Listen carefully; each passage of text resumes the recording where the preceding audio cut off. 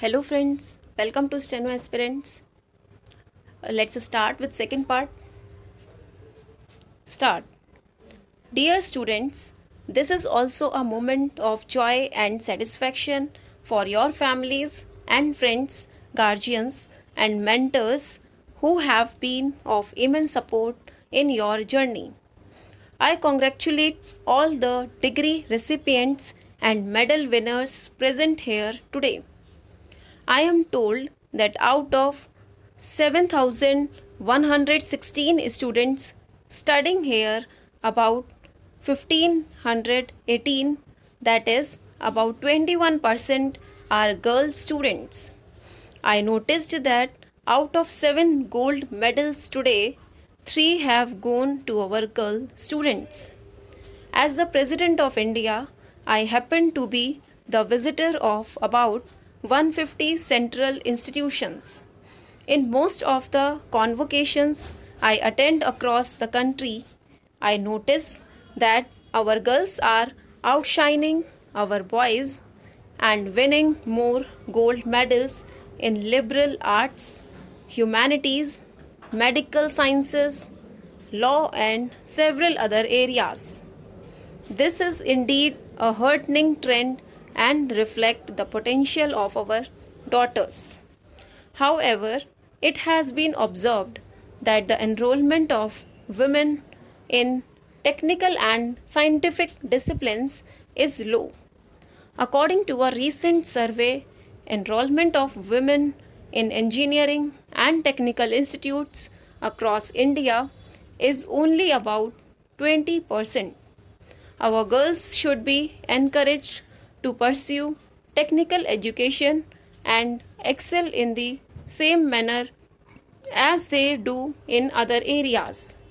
The country needs more of our girls to pursue higher education, especially in science, technology, engineering, and mathematics.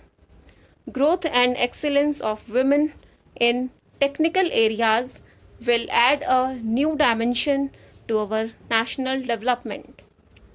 It will promote gender empowerment at the higher levels in the field of science and technology. It will help women break the glass ceiling in one of the most important spheres in the world of 21st century. Ladies and gentlemen, and my dear students, a university and institution must contribute towards empowering the community in its surroundings.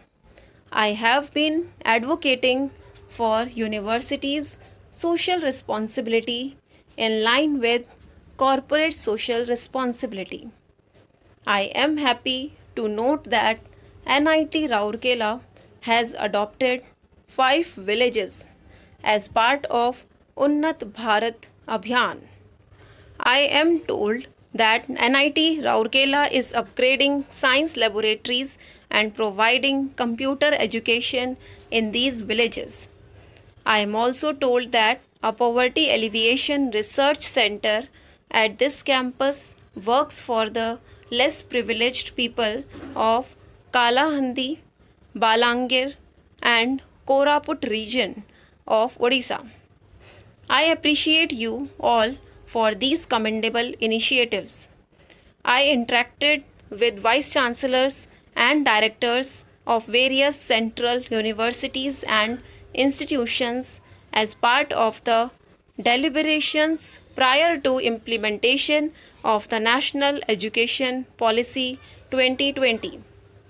The policy envisions that engineering institutions should move towards more holistic and multidisciplinary education with increased emphasis on arts and humanities. I am happy to learn that NIT Rourkela has already adopted this approach to a certain extent. I am sure that you will take the process further and will also work towards implementing other salient features of the national education policy. One of the objectives of the national education policy is to make India a global knowledge superpower in 21st century. Institutions like NIT Rourkela have to play a role in achieving these national aims. I once again congratulate all of you and wish you a happy, successful, and bright future. I also extend my best wishes to the faculty members, teaching and non teaching staff, and the family members and guardians of the graduating students on this momentous day. Thank you. Stop.